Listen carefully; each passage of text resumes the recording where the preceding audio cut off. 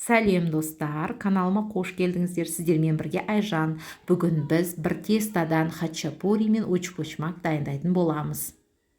Ол үшін бізге керегі ең алдымен 10 грамм дрож, 1 стақан жылы сүт. Сүтіміз жылы болу керек міндетті түрде. Және де 1 ас қасық қант салып араластырамыз. Апарамыз көтерілгенше бетін жауып жылы жерге қойып қоямыз. Апарамыз көтерілді. 1 жұмыртқа, 1 ас қасық майонез салып араластырамыз.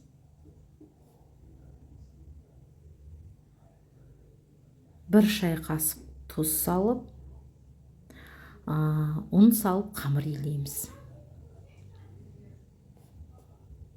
Сұйықтау қылып араластырып алып, үстіне 1 ас қасық ерітілген май құйып, нан илейміз.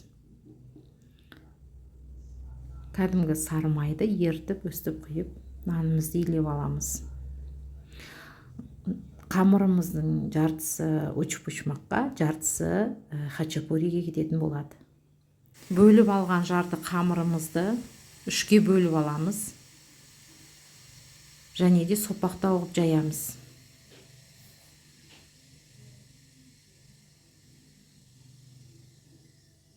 Жайып, дайындап қойған сырымызды чет-четіне салып, осылай әдемі қылып салып шығамыз.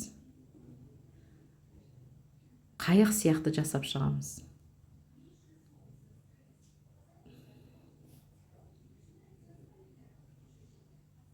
Көп сыр салсаңыздар өте дәмді болады. Жұмыртқа жағып 180 градусқа 30 минутқа ортасына жұмыртқа салмай пісіріп аламыз.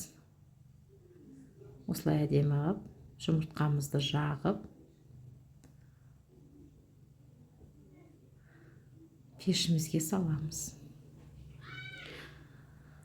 Біз келесі учпучмактың нанын дайындап аламыз. Мен осылай 6 бөлікке бөлдім. Бөліп дайындап алдым. Және де жайып аламыз. Учпучмакқа начинкасын дайындап қойдым. 100 грамм фарш, жарты пияз, жарты сәбіз, тұз, бұрыш. Начинкасын өз қалауларыңызша салсаңыздар болады.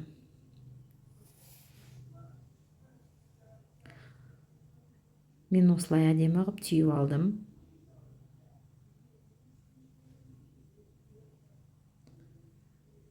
Өте керемет дәмді шығады.